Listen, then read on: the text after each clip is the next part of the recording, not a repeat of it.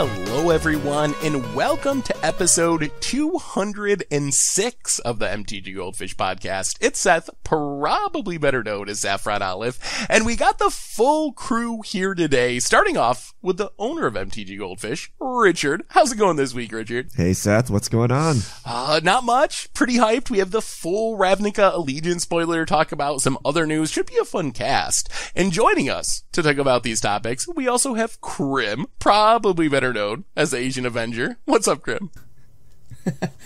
How's it going, I'm Seth? doing well.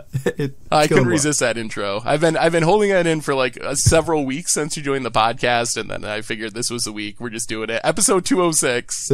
It feels like I've been knighted. It's great. So this week we have quite a few things to talk about. Our big topic, full RNA set, is out. We have a few specific cards we wanted to talk about. Also, Krim has been doing some proxy testing in the paper world, testing out the new cards, seeing how they actually work. So we're going to get some of his thoughts on the new cards. And then we got some product announcements, Mythic Edition, Challenger decks, going to make some BNR predictions with that coming next week, and that being one of the big topics. And then, of course, your Fishmail. So that's the plan for today. Before we jump into it, a reminder that the show today is brought to you by SpikesAcademy.com, the world's first Magic the Gathering e-learning academy. They have online courses from some really great players like PVDDR, Reduke doing a modern course. You can join the academy over at SpikesAcademy.com and even get 10% off with the coupon code GOLDFISH. So thank you to them for their support. To learn more, check out Spikes_Academy on Twitter. So anyway, with our sponsorship stuff out of the way, let's talk some Ravnica Allegiance. So I think we're going to start off with a few individual cards we wanted to talk about. And for this, we'll turn to Richard. Richard, lead us through some sweet RNA cards. All right, we obviously got the whole set last week. We have a couple mythics we haven't talked about, so we want to talk about them today. First up, we have the best preview card for the best Magic content. Yeah. Angel of Grace, spoiled by Saffron Olive himself. 3 white. It's a 5/4 creature angel. Flash, flying. When it enters the battlefield until end of turn, damage that would reduce your life to less than 1 reduces it to 1 instead. 4 white. Exile Angel of Grace from your graveyard. Your life total becomes 10. I think this is the sweetest card I've ever got to preview. Discounting Blood Moon from Master sets, because that's obviously number one, but discounting Blood Moon, Angel of Grace, I think this card is actually legitimately good. There's a pretty long track record of these flashy white flyers like Archangel Avacyn, Restoration Angel, with some sort of upside being very good to great in standard. And while Angel of Grace, little awkward that it's kind of competing with Lyra in the 5-drop slot, Flash is a huge upside. The body is good. The abilities, while not relevant all the time, in certain situations can be really good. So I actually have pretty high hopes for Angel of Grace in standard. Yeah, the Angel of Grace just seems really, really powerful. And like I love the 6-mana activated ability. This card is dumb. I hate this card so much. as a mono red grinder on Arena, like if you didn't have Jumpstart as a mechanic, maybe this is fine, right? Like, you know, that one turn where you get invulnerability, okay, and then you try to burn them out, but now they can just Jumpstart this thing into the graveyard, so you don't have to have that angel die, and they can just gain 10 life. It's already hard enough burning someone out with, like, aggro. You have to get through a settle the wreckage. And now you have this, like, stupid angel coming in. They really don't like aggro. Like, I don't know how you would fight through this as an aggro deck. It just seems so demoralizing. It's like, are you playing white with the ability to cast Angel of Grace? I'll scoop and move on. Really? Like, I just don't like it, right? It's so difficult. What are you going to do? What's your counterplay to this? Really, though, we've been talking about, and at risk of getting into Arena and having this be a 2-hour podcast, because that's what happens every time when we get on the Arena topic. But really, like, Wizards is upfront about designing things with best of one in mind, and that impacting their design. And arguably, aggro's too good in best of one. So I feel like having some cards that actually really punish people for just playing aggro all the time, it might actually be a good thing to kind of make the meta a little bit more diverse in best of one matches. I don't know. What do you think, Krim? Like, is this a best of one card? Does it have more ramifications there than it does in best of three, or is it just good in general? It's Well, first off, I think it's good in general, but yeah, definitely going to be really, really good in best of one. And just for like, because now like they're going to have skewer the critics like red decks and all that other stuff. So this will help you combat, you know, red deck having more ways to deal 3 to you. And yeah, like this kind of ability makes it so that decks have to be careful with how much they're committing to, like, you know, finding lethal and all this other stuff.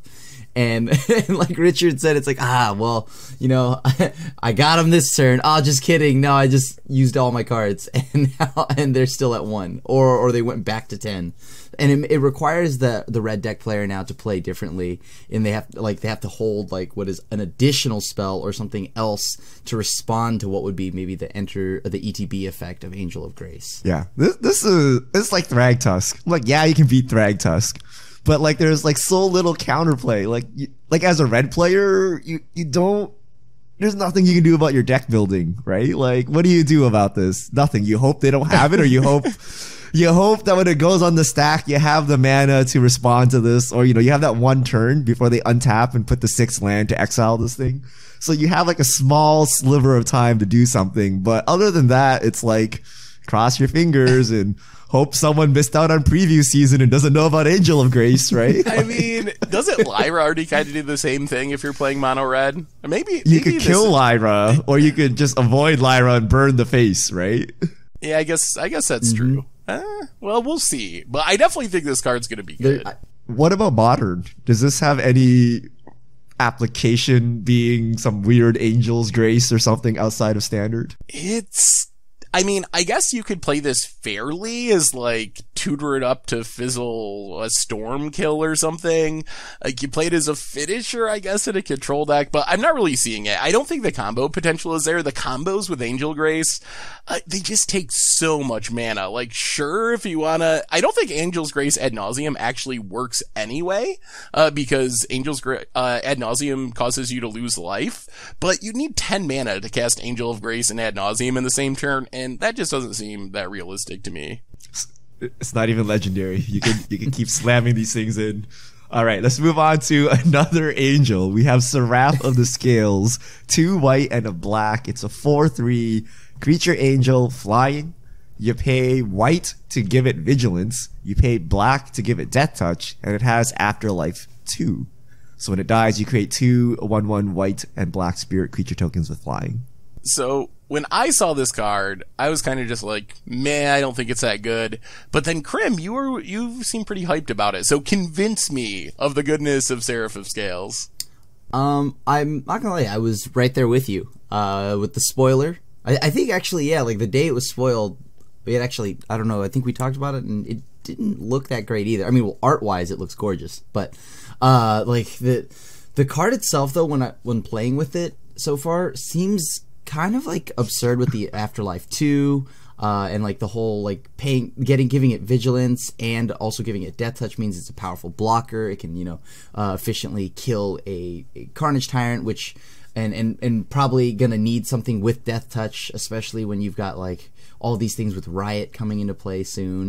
Domri giving everything Riot if they play it, or Rhythm of the Wild, and just it being able to have death touch and then leaving 2 bodies behind was pretty big. And like playing it out of something that maybe like a Judith deck can benefit from, like this could top out of a Mardu deck, or you could play it in Mardu Angels if you want, stuff like that. The Afterlife 2 is just so relevant. Every time it happened, just like having the 2 1/1s on board doesn't really seem significant at first, but the things you could do with it, like out of the decks that want to play it, like maybe an Aristocrat style deck, it was kind of absurd. Interesting. So I think that's good to hear, because I think it's a cool card, and it's a card that looks potentially powerful to me. Like 2 spirits, if you get a 4/3 and then 2 spirits when it dies, that's a pretty good rate. My concern was like Lava Coil and Vraska's Contempt, and also that it's, I guess, a little bit smaller than some of the other flyers. Like, how does this match up with like Rekindling Phoenix or Lyra? But maybe the death touch just solves that problem. I guess it does take down Doom Whisper. It does do a lot of good things on offense and defense. So it's cool to hear that it's maybe better than it actually looks at first glance. Yeah, and like when it comes to like figuring out, you know, what I'm gonna play.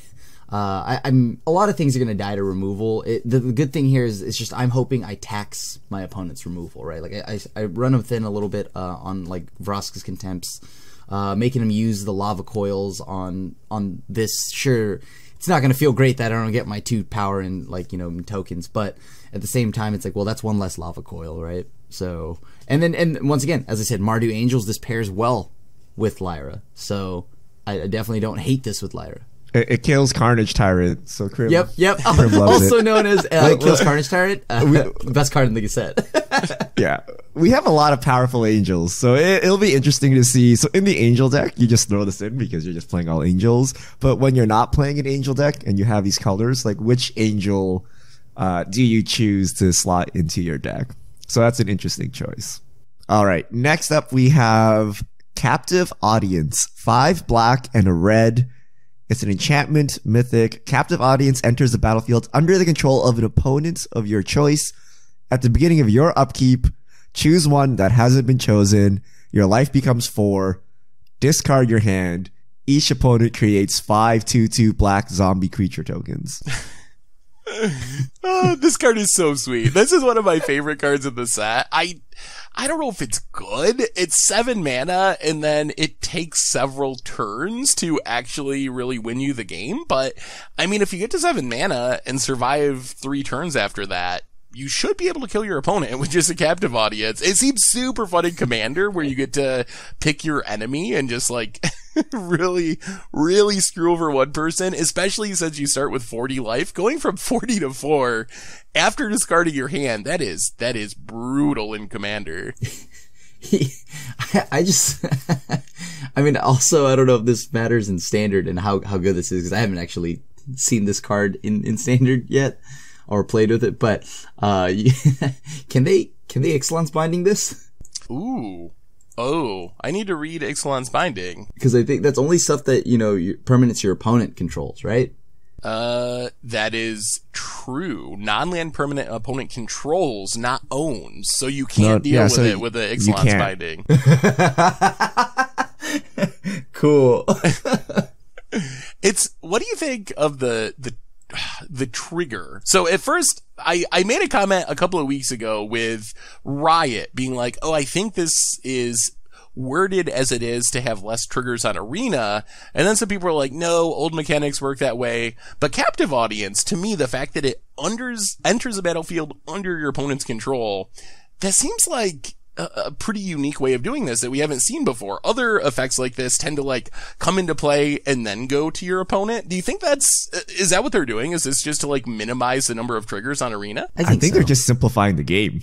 Correct. Like the fact that it triggers is weird. It should just, like, the trigger and the stack, I think, are not intuitive, right? Like you need the stack when things are ordered, but for things where you don't really need the stack, like, it's just weird. So I feel like they're just simplifying the game, because it, like, on Arena, it doesn't matter, right? It goes on the stack, you choose someone. Like, it's not like it changes Arena in any way, but it just makes the overall game smoother. And I guess there's things like you can't stifle this, or some weird stuff like that, right? But that's what I was gonna say. Repudiate. We have a stifle in Standard. That's the dream. As your opponent tries to give you this, and you could stifle the trigger and be like, haha, gotcha. But now that'll never happen. It makes me slightly sad, but it's probably a good thing overall. So how legitimate of a finisher is this? Like, let's say you're playing a Grixis deck or something, and this is your win con. Like, is this good enough? I think it depends on how many answers people are playing. Like, are there just incidental ways that people can kill this? I tend to think the answer is going to be no. We see incidental artifact destruction, but I'm not sure how much. I guess there's like Night of Autumn. It depends on how much enchantment hate there is in the format. If this is just essentially guaranteed to stick around, I could see it actually being a legitimate finisher. I mean, like with how many good enchantments that there are right now in Standard, I think there may just be. I mean, like, Mortify looks even better than it did before, and because there is a silly amount of enchantment, so maybe there will be some just hate main deck, lots of it. Yeah, or maybe this is like, so you play this and your opponent's like, I give you 5 zombies, and then they rat the board, And then next turn, they discard their hand. But since this is a 7-drop, you guys probably have no cards in hand. And then life becomes 4, and they're like, cool. But then you can't finish them because they're at 4. So maybe it's not good enough as like your only win con, and you're better off playing something that's more versatile. I really do like this in Commander, though. This is absurd. It's like, hey, you're dead. 7, right? And like you have to deal with it immediately because any of these happening on your upkeep is really, really bad for you in Commander. So very interesting card, especially since it's a Rakdos enchantment. We don't get many of those. So I really like how this card kind of the flavor of it. And then imagine you can like bounce this, and like if you have it somehow, I guess you could bounce it and give it to someone else. Like how does this work? I mean, like if you blink it, I mean, yeah.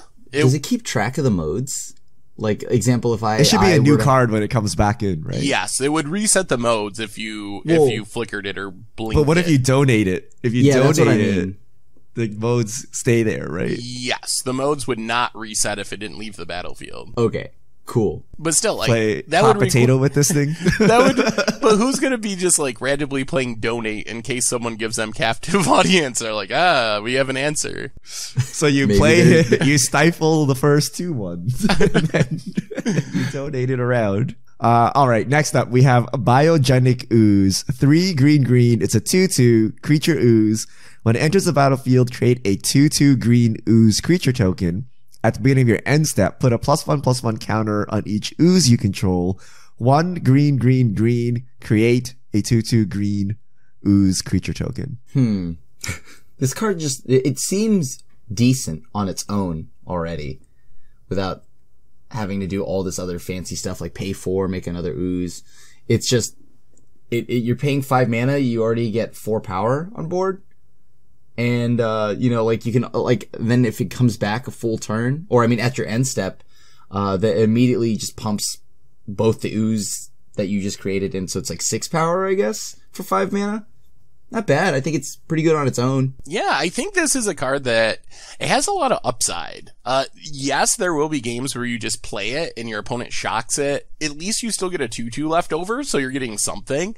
But then there'll be games where you're both kind of like in a top deck war, and you top deck this and play it, and it literally just wins you the game by itself. Like, you have this great mana sink where you're making these oozes, it's growing the oozes each turn. So I think even though its base stats are like a little bit small, when you consider everything it does, I actually think this is a pretty powerful card. The only thing is, in our current standard, 5 mana gets you a lot. Like, there is some, once you get up to like 5 to 6 mana, there's like Teferis and Lyras and Doombringers and Carnage Tyrants 1 more mana.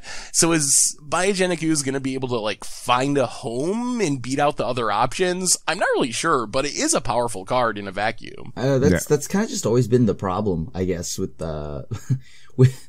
with new cards. Like, yeah, there's powerful cards, but just like, what are you taking out of certain decks to put this in? Is it better than another said 5-drop or anything like that? And it's kind of the line to walk on it.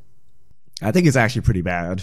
Like, the fact that you can shock it is like really bad, right? And if it actually cloned itself, so if it made a copy of itself so that you'd have 2 of these things, if they killed one, you still have one that has the abilities, but most of the time they'll just kill this one and you have a grizzly bear left over that happens to be an ooze. So I don't like that. And 5 mana 6/6, like, it has to live to end a turn. Then you get a 6/6 over 2 bodies. Green can do a lot better than that. We already have like 5 mana 6/6 flying trample and all our crazy angels and carnage tyrants and stuff like that. So I feel like if you spend your game ramping into this, you're going to be a little disappointed. So I don't think it's that good. Like, if they somehow exponentially multiplied, it'd be pretty cool. But as is, you have to spend 4 mana to make a 2/2, and it's just kind of slow. I think if it actually like duplicated itself, yeah, that would be kind of like bonkers, a Hearthstone right? card, right? At the end step, it would just duplicate itself, right? So your answer to this is you need to kill immediately or Wrath. Then it gets a lot better. But here it's like 2 bodies. This This is a card I'm actually a little disappointed was not legendary, even though it would make it worse for standard, but it would be a cool commander card if it was legendary. Being just a normal ooze, like, I guess if you're building an ooze deck, you still play it in your 99, but it would be much more exciting to me if you could play this as your commander and have it be your ooze commander. It should have made an ooze at every end step. I think it would be much better without breaking it. And on top of that, you could pay 4 mana to make another ooze. But I don't know, like first turn, it's like 3 3s and then 4 4s and 5 5. It's like, I don't know, you can just chump forever, right? Like it's not even that scary. So it's like, I don't really like this. And then you just wrath at some point. That's a good point, because like Tendershoot Dryad is 5 mana. And it's only rare. It does so much and more, it does it every right? end step. And there are 3 3s as long as you have Ascend. So it seems like maybe this is just bad Tendershoot Dryad. And you had things that made Saproling tokens in standard, making your Tendershoot Dryad worth so much more, right? Whereas I don't think there's another standard playable ooze, is there? Prime Speaker, that's the one. Elf Ooze Wizard. Oh yeah. Yeah. Because It even curves. It even curves. Look at that. And you then just sacrifice. That's the whole Speaker point. into this. It's 5 mana and you can sacrifice it. It's like Podfather, right? Yes, like you sack the Biogenic Ooze to get your Carnage Tyrant, and you still have a 2/2 left over. And you got rid of the ooze, Yes. so you don't have to look at Now that we're bad thinking. card. Watch that actually be the truth in standard. Oh boy. Alright, last mythic. We have Mesmerizing Benthid. 3 blue, 4/5, octopus. When it enters the battlefield, create 2/0/2 blue illusion creature tokens. Whenever this creature blocks a creature, that creature doesn't untap during its controller's next untap step. Mesmerizing Benthid has hexproof as long as you control an illusion. So I don't know if this card is good, but I definitely expect to play it. I just want to play this, quasi-duplicate it a bunch of times, and then play the enchantment that draws when things become tapped. So you can potentially tapped out creatures and just like, I don't know, you go like 1 out of 10 as far as winning, but boy, that one is going to be sweet. It probably doesn't have anything to do with the Verity Circle. It probably just has to do with this is a 4/5 with hexproof if you do go 1 out of 10. But yes, you can copy it. Can you imagine you play this for 5 mana, the next turn you can quasi-duplicate, jumpstart it, and you have 3 of these and 6 random 0/2s, and then you throw in like Mirror Image or whatever, and just like, you'll have so many octopuses and so many illusions. At this point, we should also just throw in Helm of the Host too and get even more. Oh, that's true, and it has hexproof, so your opponent can't interact with it. I know. Yeah, forever. I am seriously going to build this deck. It's going to be horrible, but I seriously am going to do it.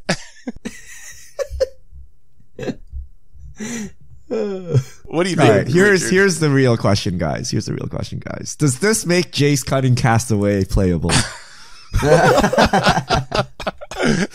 Jace makes an illusion, giving you even more hexproof protection. Oh, no, it doesn't. Definitely not. That was the one. This was like the Felidure Sovereign for Saheeli. You know, this was the chance to bring redemption to Jace Cunning Castaway. I don't know what could make Jace playable, honestly. This card is not that bad. I actually kind of like this card. The only problem is we have so many flyers in standard, but this puts up like 3 bodies, and when you block, it buys you 2 turns. So it kind of deals with Carnage Tyrant for a turn. You take 4 trample damage, but Carnage Tyrant doesn't untap. That doesn't sound great. Yeah. I mean, you could throw the whole thing behind it and then triple chump block. But I think the tapping someone down is interesting. If only these things could have reach or block flyers, I think it would be actually really good. But I think people are underrating it. It's not like the craziest card, but I think we might see it somewhere. I'm thinking like what blue deck really wants this, right? I mean, maybe Bant Tokens. Maybe Bant Tokens gets wild, adds a Mesmerizing Benthid. Nah, just as a control finisher. It has hexproof. You can't get rid of it. Oh, well, I Like mean, a bad etherling or something. this is not even close to bad etherling. It would have to do so much more to be bad Control etherling. mirror, you take out your wraths, and then all of a sudden, this like, it's, you know when people put Carnage Tyrant into control mirrors? It's like that, except you don't have to add green. You can just play Mesmerizing Pendant. Except this may get countered. I don't think it's bad. I just don't know where it fits. I have the same issue Krim does. Like, the rate's not horrible. A 4/5 and 2 0/2s with some upside, that's fine, but who actually wants it? That's the problem I don't get. I think it's maybe, what about Commander? Like Quest for Ula's Temple or whatever, you can play your sea creature tribal deck. What does that even do? I guess it's an octopus. Yeah. A Kiora deck. I don't know. This is very underwhelming for Commander as well. Yes, it's just all around kind of underwhelming, but But it's an octopus, guys. It's an octopus. yes, correct. It's not even an octopus lord. That'd have been pretty cool. You know what I mean? Like how Lyra does it for angels. At least if this were like an octopus lord, that'd be pretty sweet. Or an illusion Here's a last chance. What about Modern Illusions? Does this have any point in Modern Illusions? It's not even actually an illusion, which is a little weird. I'm going to say the random 5-drop is probably not going to make it in Modern. No. That's usually a right. safe bet. If Not even with the Lord pumping up the 0/2s? maybe No, like not gonna- Mono Blue Tron, you'll have enough mana to cast it, and this is you get rid of like Karn or whatever, and this is your finisher. It sounds so not good. Like, I'm gonna get rid of Karn for Mesmerizing Method. Yeah, please don't really do that. All right. Last thing about Ravnica Allegiance is we got our masterpieces. So their Mythic Edition is coming back, and we have 2, 4, 6, 8, 9 Planeswalkers. So I'll just rattle them off for you. Karn, Sign of Urza, Tamio the Moon Sage, Soren Markov, Jaya Ballard, Ajani Mentor of Heroes, Dak Faden, Domri Chaos Bringer, Kaya Orzhov Usurper, and that's it. We have 8. 2, 4, 6, 8. Yeah. Mm-hmm. I mean, they're sweet looking. I think I'm slightly underwhelmed by the Planeswalkers in this one compared to the ones for Ravnica Elite or Guilds of Ravnica. I think they're like slightly less playable. It might be that the new Planeswalkers like Kaya kind of drag it down a little bit. Hey. I'm mostly happy that they seem to have learned from the mistakes, at least a little bit of the first one, and they're selling them through the Hasbro eBay shop, which it's got to be better than Hasbro Toy Shop, but then just about anything is. So hopefully that solves some of the ordering issues, and people can actually get them without spending hours F5ing and not knowing if your payment went through, and hopefully it avoids that nightmare. For me, I mean, I actually. Like, I'm surprised Dovin's not in this. Yeah. Right? Like, Yep. you have Domri, you have Kaya, but you don't have, Dovin? The Bondhammer? Come on. But at the same time, much like Seth said, I am happy that they're making it so that you can buy this off of the Hasbro eBay site, which is huge. Not that I'm really jumping out of my seat to get to get all of these. I'm probably if I'm gonna pick up any of these, I'm gonna just buy them as singletons, like the Tamio and the Kaya.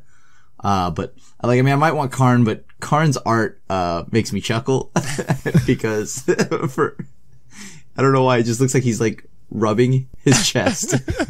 Like, he just, Karn just looks a little funny to me, but yeah, I'm excited to see that they're learning and how they're gonna sell the Mythic Edition. So Yeah. So eBay, I think the eBay shop.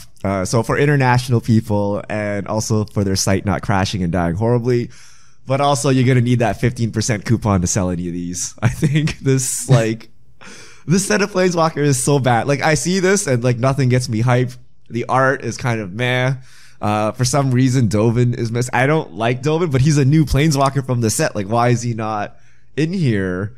And there's just nothing exciting about this set. Where I felt like the last one, you're like, wow, this is pretty sweet. This is like, maybe I'll pick up a single if I need it, but I think this one's not going to sell well. It's like one of the stinker SDCC sets where you're like, none of these Planeswalkers are exceptionally good.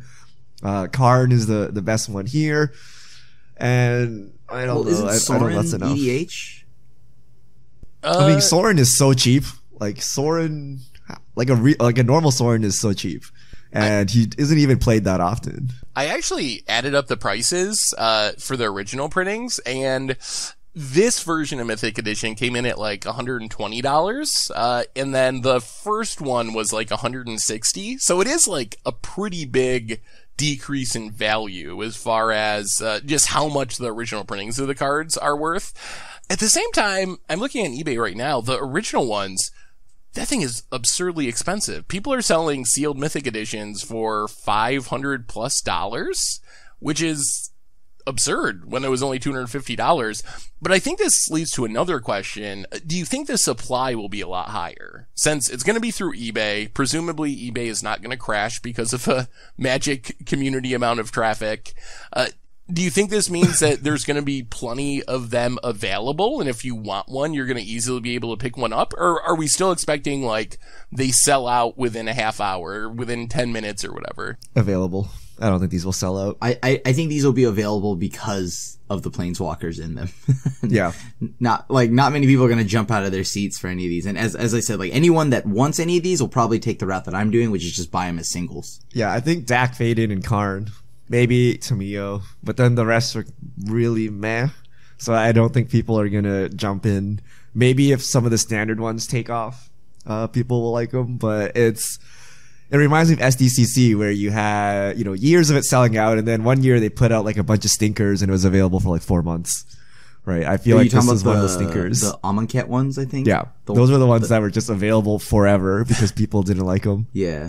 Nothing here screams like crazy, and then the art, nothing is really resonating with me. So I feel like no one, like maybe Commander players, but even then there aren't that many good Commander planeswalkers here. So they should have just put Teferi again. Just another. I mean, that would have been Teferi with new art, right? Like as if you haven't seen enough Teferi, right? Just do it in every Mythic edition. You see him in every game of Standard, you might as well see him in every product, right? Like, tell me about your experience, Richard. High five with Teferi. It's great. It's great that they can tap out and then untap and do whatever they want. It's great. All right, so does that wrap up our Ravnica Allegiance discussion? Are we moving on to other topics? Or before we do, just real quick, because we're kind of running long. Krim, you've been doing some testing. Give me, like, I don't know, maybe 2 or 3 cards that you feel like have exceeded your expectations, and if you have any, a couple that maybe have not been as good as you were hoping going into it, if there are some. Quench, Frilled Mystic. The surprise here is like just how powerful the uncommons have been, and even a few of the commons. I mean, I don't really need to talk about Skewer the Critics, right? Like, we already know that's good. And of course, as I told you, Seraph, or is it Seraph? I'm probably butchering the name. I'll call it what Richard called it. Seraph of the Scales. Oh, no, now you're putting the responsibility on me. Yep. If anyone flames me for this, I'm just following Richard's. And then Angel of Grace has also been really good, and the split cards have been all the split cards are just so versatile in this set. They've either just been an answer or a threat. Like, they allow you to answer something or just make a threat out of it. Only 2 of them are like super situational. This set overall at the beginning just looked a little underwhelming in power when it first initially got spoiled, but it's definitely rounded out. And Zagana, Utopian Speaker, another sweet card. That's just been another all-star. I think there's gonna be a really sweet Simic deck. That sounds sweet. That's what I'm hoping for. I really hope that the guilds from Ravnica Allegiance are comparably powerful to the other ones. You mentioned the split cards. One thing, getting a little off topic, that's been debated is Wizards saying that the split cards are designed with best of one play in mind. And since it came up, I gotta say, I think people who are complaining about Wizards designing cards for best of one, I think they are being incredibly silly. Like, the cards are sweet anyway. Like, the split cards are sweet. If best of one was not a thing at all, they would still be really sweet cards. And Wizard designs, like, they were designing tiny leaders cards at one point in standard set. They design a ton of commander cards each set.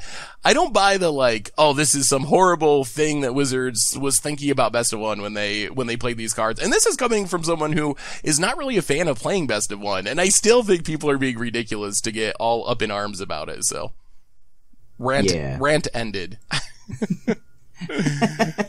Also, but one other thing, Thrash Threat. That card is absurd. That card is the truth. Well, I'm definitely excited. I haven't got to actually test out the cards yet. I'm waiting. They're coming very soon to Arena and Magic Online, and then I will be playing with them all the time. So anyway, let's move on from the world of Ravnica Allegiance and talk about a couple other things really quick, then we'll get to your Fishmail. So first off, Wizards announced that Challenger decks are returning. I wrote an article about it. It's on the website if you want to hear my guesses at what types of decks might be showing up in the 2019 edition of Challenger decks. But I think it's really exciting. The Challenger decks were maybe the most well-received product from last year, and they really exceeded expectations for what a pre-con deck could be. So I'm really hopeful that Wizards is going to follow that up with another really strong set. So any thoughts on Challenger decks making a return? Are you really that excited about them? I think to me, the excitement is like an eBay sale, like a 15%. Like it just decreases the price of your cards, but I don't. Like, has anyone seen someone play a Challenger deck at F&M or kind of like an upgraded Challenger deck, or you go to someone's party game night and they're like, yeah, I got a bunch of Challenger decks, let's play. Like, I feel like we don't belong in that demographic, so I don't really care about Challenger decks aside from the fact that it makes my cards cheaper. And that's kind of really, it's kind of like the dual decks. Like, very rarely do I ever play a dual deck, but I'm like, hey, look, this key commander staple was reprinted in there, so it just lowers the cost of my commander deck, right? I think that based on last year's edition, the decks really were good enough that you could just play them at a F&M, especially if you're willing to do like a little bit of upgrading. But I think we've just never seen that before. So I think especially in this current world where we've seen signs of Wizards trying to convert arena players into paper players. We see like the best of one drafts they're going to be trying out at some game stores.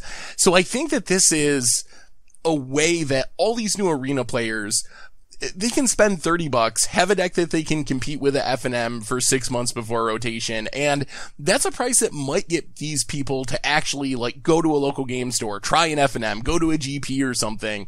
So I think that they actually really are important, even though I don't really have much interest in like playing Challenger decks myself, but they're not made for me. I feel like they do really do a good job of serving a certain segment of the community, and it's a segment that's really important right now with all the new players coming in from Arena. I think I love the last batch of Challenger decks, and even though these decks aren't meant for me, well, actually they still are meant for me though, right? Because I mean, I'm getting a bunch. Last time the Challenger decks came out, I was able to get a bunch of Mythic rares at a really good price.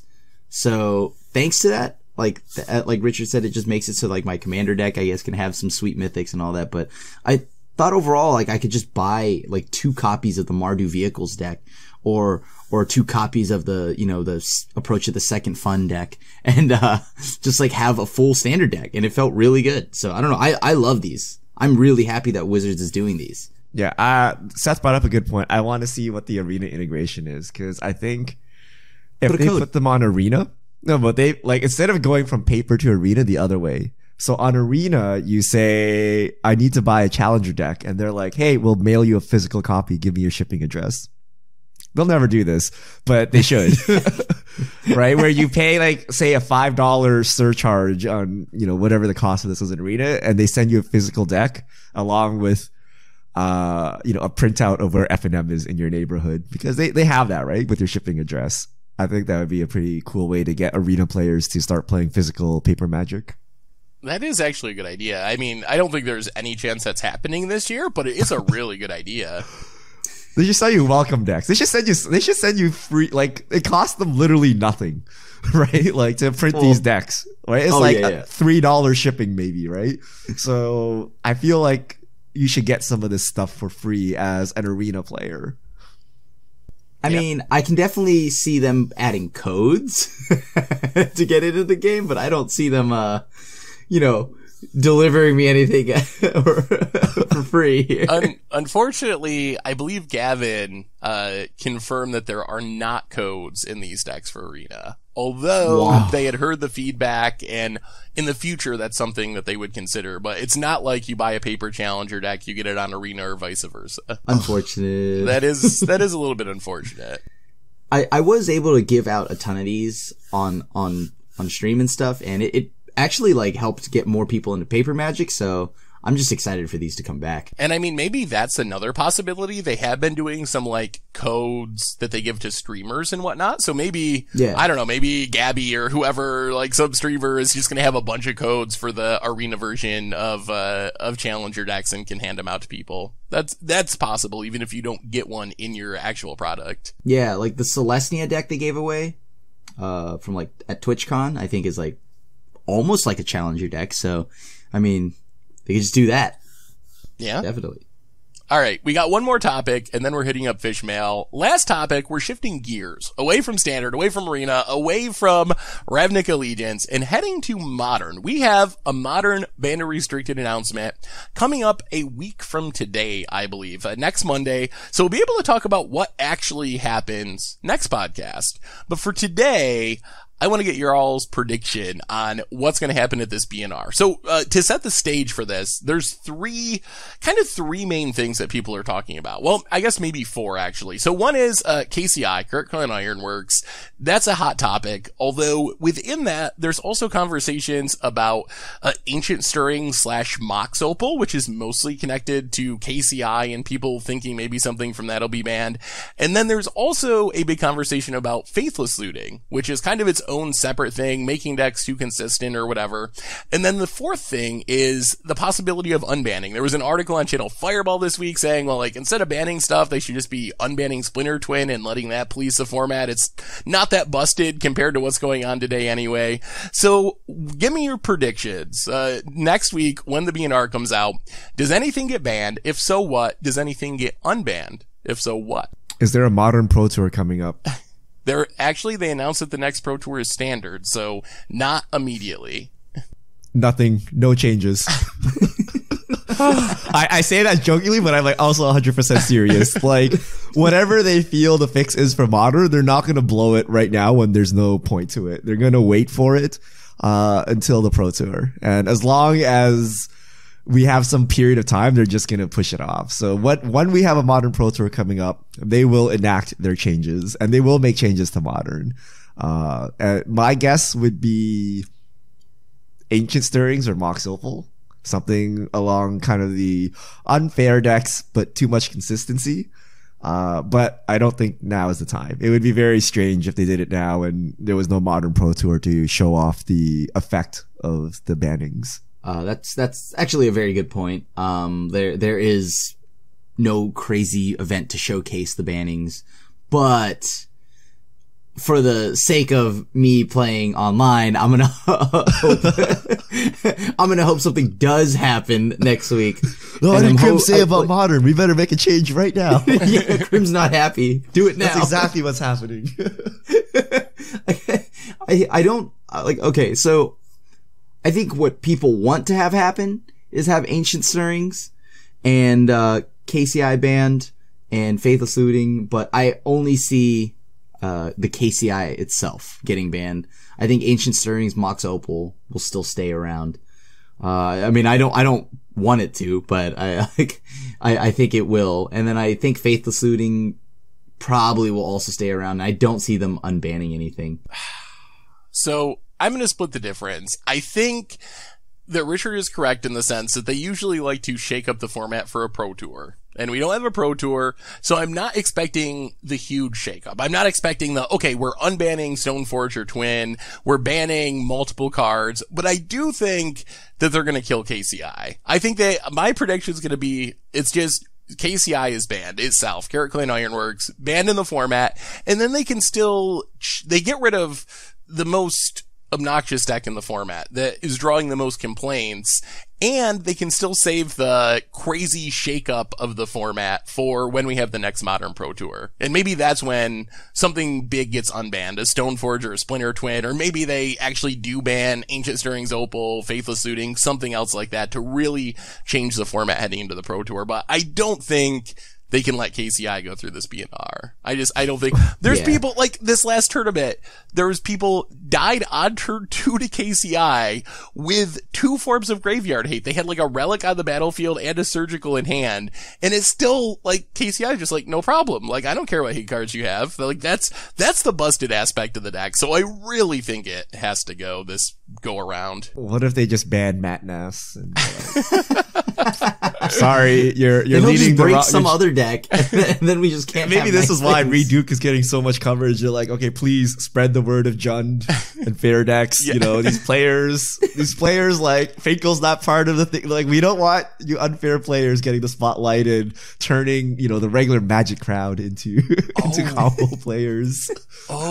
There's actually another. Curveball topic real quick, and then we got to get to Fishmail. So, they had a GP this weekend. This is the second GP since they started the Pro League. One of the Pro League members, the top 32, actually got DQ'd from the tournament. I guess the situation was they were playing limited, went to the attack step, realized that he didn't make his land drop, so he didn't have enough mana to do what he needed to do to attack. So he just played his land during the attack step and proceeded to do what he needed to do and win the game. What do you think about this? This is something we hadn't talked about at all. What happens when one of these top 32, $75,000 a year streaming contracts, what happens when these people get caught, quote unquote, cheating or get DQ'd for something like this? Like, is there going to be additional ramifications? Is it just like any other player? Is this something that we should be concerned about? I mean, in sports, we have fines, right? Like, we have fines for, I don't know, all sorts of random things. So maybe you just like lob off a part of their contract or something like that. That's a good I feel idea. like they should be gone. The crux of this is, should they be held to a higher standard, right? Like, should you apply the normal rule, he gets a DQ and like he moves on, or should something more severe happen? And I don't actually know who this is. I have no context for this other than what Seth said, but I feel like if they're representing Magic at the highest levels, they should be held to a higher standard. So even if it is an honest mistake, it's unfortunate, but it's kind of like what people see when they look at competitive Magic. It's kind of like, if you're in the NFL, you're not allowed to say certain things, right? Like, you're like, but I want to express my opinions, and, you know, but you're going to lose sponsors. They're going to axe you. Like, you just have to behave differently as kind of the star player that everyone's looking up to. So you should be held to a higher standard, in my opinion. So if you're caught cheating, whether accidental or whatever, like, that's something that should have been baked into the contract, right? Like, they should say, hey, you need to adhere to a higher level than a normal player, right? That is kind of your burden for being part of the pro league. So I feel like that's what it should be going forward. So like a terminated contract?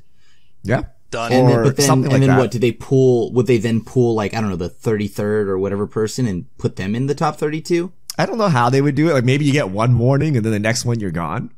But I feel like it needs to be more severe than a normal, you know, what you would normally get as like a normal player, like with no name. I think, right? Because they are champions of Magic, right? That is the whole point of paying them and making them do all of this.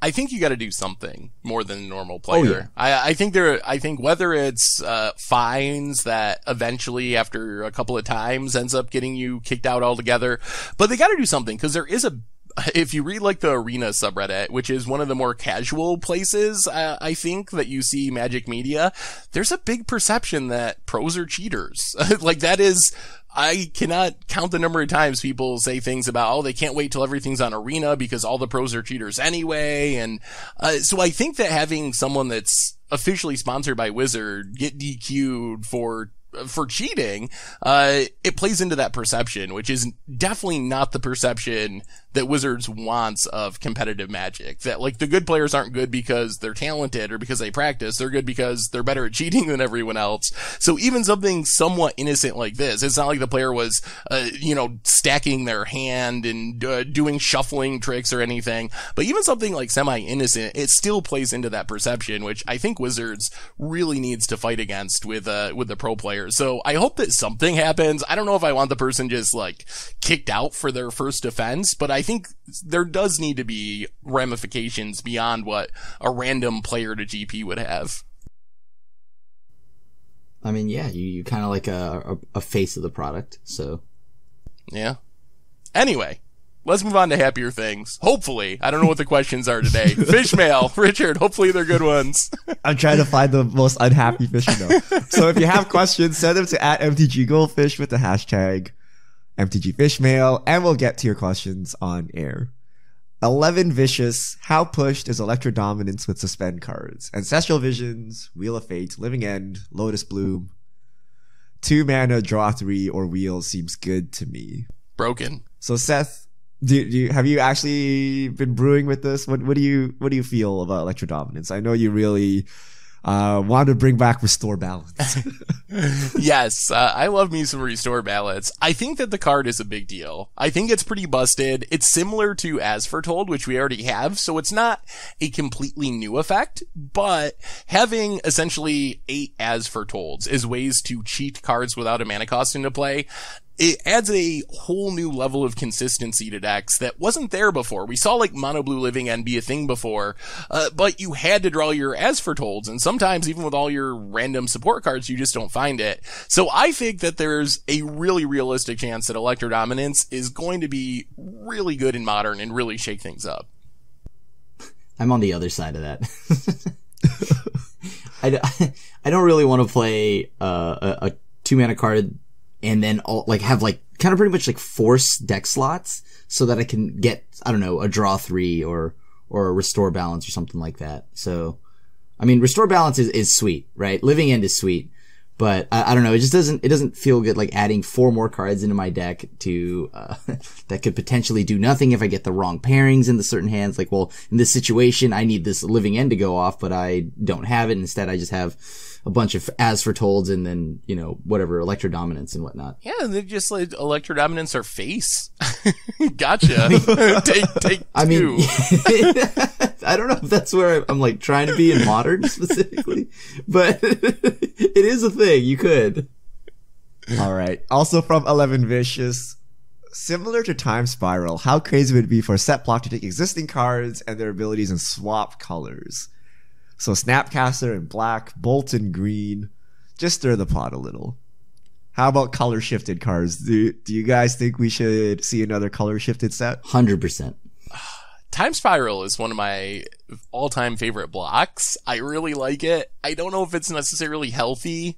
We see a lot of the color shifted cards still being pretty heavily played. So I don't know if it's a good thing for Magic overall, but personally I do enjoy it.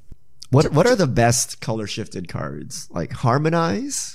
Harmonize, Damnation is probably one of the best. There's other weird ones. Dawn Charm. I feel like the slight color shift is okay. Like green can already draw cards, so you just kind of just drawing cards differently. Same with black. They can kill things.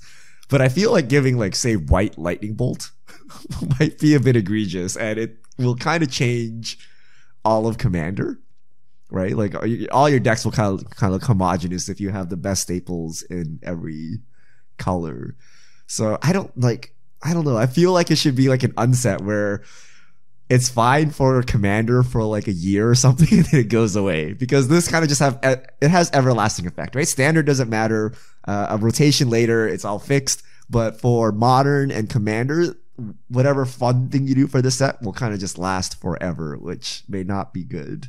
Yeah, you got to do it. I think you could do it. It would take a lot of work, but you could do it in a way that makes sense. Just looking at some of the cards in there, like Groundbreaker is like the green ball lightning. That's fine. Like those abilities work. Or Pyrohemia being a red version of Pestilence, like that ability makes sense in red. So I think if you color shift in a way that you're not really straight up breaking the color pie, it could be sweet, but I am a little worried that it would go a bit too far and be a bad thing. I would love to see a completely huge color shift. Like, imagine playing as blue-black and like being worried about getting bolted. Or like out of green, just like, oh, you know, they did this. They also might have a lightning bolt. Phyrexian mana. Called mental misstep. Yeah, it was called mental misstep. All right, Dylan Ty Hunter. Hey Seth, with how much you've been enjoying Legacy, any chance we see budget Legacy deck for budget Magic, or perhaps a refresh of the budget-ish options for Legacy? Also play Legacy lands on stream. That's definitely a possibility. We just played Turbo Depths, which is pretty budget friendly by Legacy standards, last night. So check that out if you haven't already. But people have been really liking Legacy. I've been really liking Legacy. So I expect that we'll see more of it kind of trickling in over the next few months, to the point where we might just have like a Eternal series that comes up once in a while. So yes, I definitely expect more of that stuff to be coming because the response has been really good to the Legacy stuff. All right. Memeiest cards from Ravnica Allegiance from Eric Drell. I already know that. That would have to be Simic. Well, I guess I pick one, right? I can only get one. Mm-hmm. If so, hold on. It was a lot easier because I was going to name multiple, but I think Simic Ascendancy, I think, is my memeiest pick. I gotta go with, Shark to Crab. That card's just like, it's not a meme in a way that it's going to make a fun meme deck, but it feels like a card that was intentionally designed to be a meme, like the meme card of the set. Humongous. Wait, I take my answer back. It's actually gonna be Mirror March. All right, I'm gonna force Krim to do this. You're gonna play some kind of Teferi control deck where your finisher is Humongous. Yeah, play Jeskai control, but you have to take out Teferi and you're like it's Etherling. It's like unstoppable. The 5 toughness, the hexproof of it. It's like unstoppable. It's pretty much the same card. It's a functional reprint. It is. Oh, you just gotta back him up by Teferi. That's a really good Should I do that or Mesmerizing Benthid, Richard? But this one's a common. You don't have to fork over the cash. Okay. Benthid is a mythic. You're gonna have to use some wild cards on that one, but Humongous. Everyone has Humongous ready to go. 5 mana, 2/5 hexproof. Good enough. I actually think this card will be quite obnoxious and limited. Like hexproof is always obnoxious. So hexproof, and it has like it's a 2/5, right? It's actually kind of hard to punch through. It's true. All right, Sebastian Tan. What are each of your most individually hated tribes in all of Magic? Oh, most hated tribes. I've never thought about this before. Humans. It's humans. I think it's got to be humans. What? You hate all of humanity, Seth? Yeah. I hate that. I hate humans. I hate humans. Period. I hate humans because they incidentally get support every single set when all the other tribes don't get support on a consistent basis, which means like in Modern, other cool tribes like Merfolk and stuff just they can't keep pace because humans get new pieces every single set. So it's like the only tribal deck in Modern at this point because they just keep getting more and more support. So I hate what humans have become. Just sounds funny to hear. I think for me, it's probably goblins, I guess. Wow, you guys, we've just lost like 50% of our subscribers. Podcast dead. I mean, the most popular tribes of all time. We all hate. Dude, like don't worry, I'll follow up with Dragon or Angel next. I got this, guys.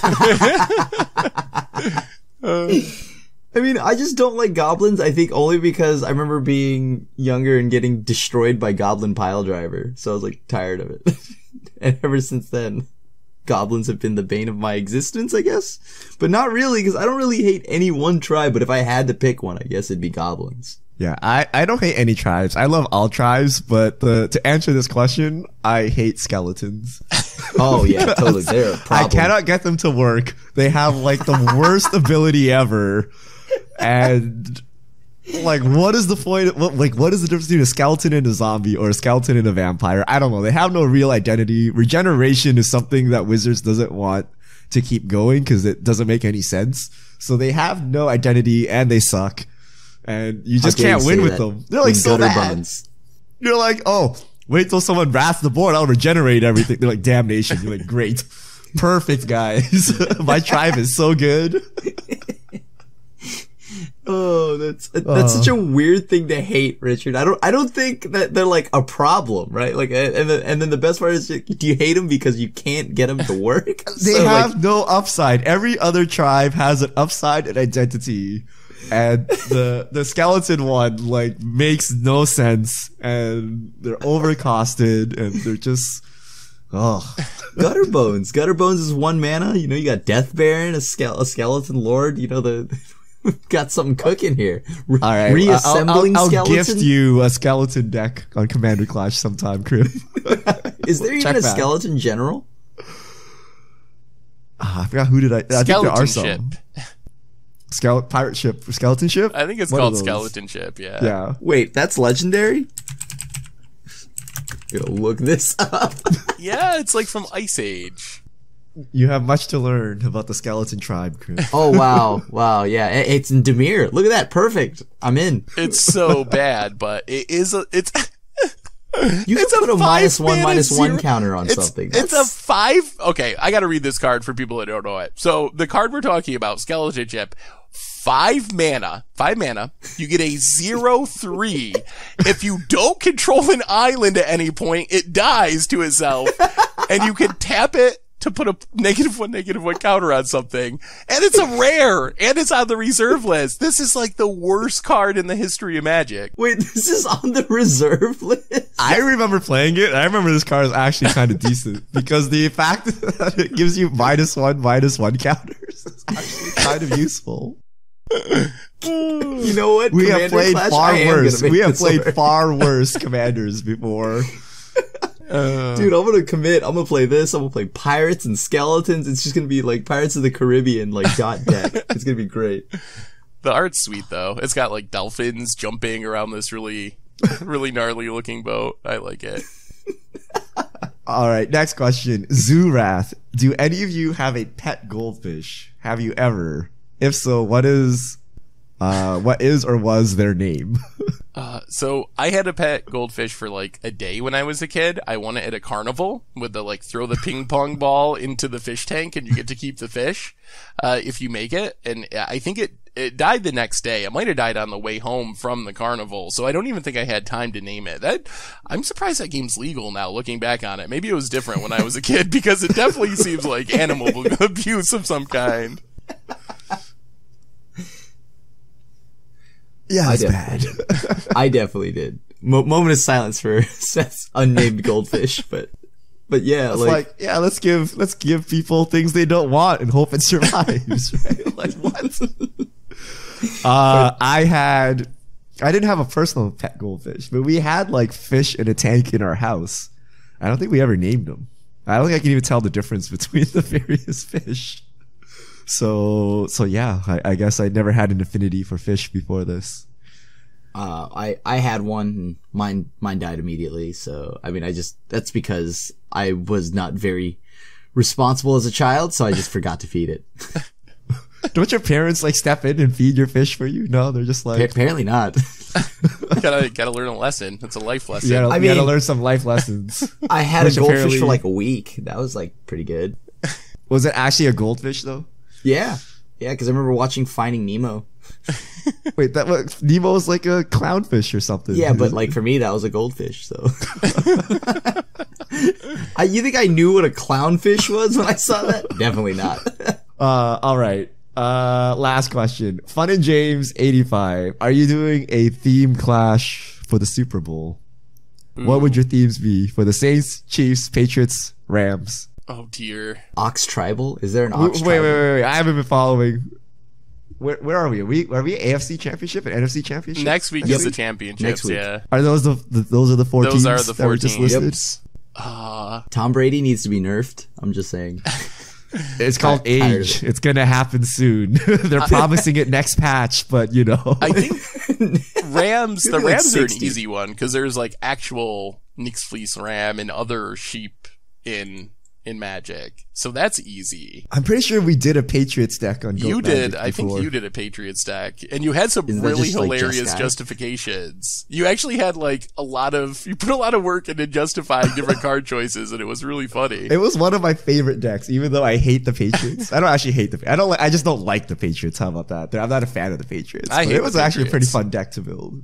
Yeah, I haven't been terrorized as a Bills fan by the Patriots like Seth has.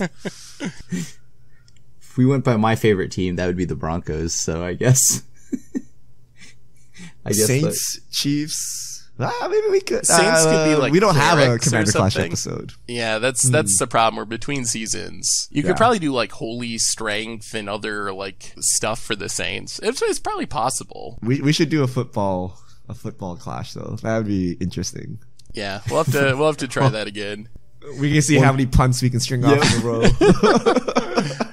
We've done it before where we punted continuously in a circle for like 5 minutes. Unintentionally, but you know, that's like real football. Yeah, It's 3 and out. It's going to be a time for a punt. we're football themed every episode. Yep. Yeah, we've been football themed since forever. All right, Especially- that's all of our Fishmail questions. Thank you to everyone who sent them in. If you have questions, send them to the hashtag MTG Fishmail, and we'll get to your questions on here. And I think that brings us to the end of episode 206 of the MTG Goldfish podcast. So, Richard Cribb, thanks for hanging out. Thanks to everyone for listening. Thanks to Spikes Academy for supporting the show. Check them out, spikesacademy.com. 10% off with the code Goldfish. So, until next week, everyone, have a wonderful week. Enjoy your pre-release this weekend. And this is the crew signing out.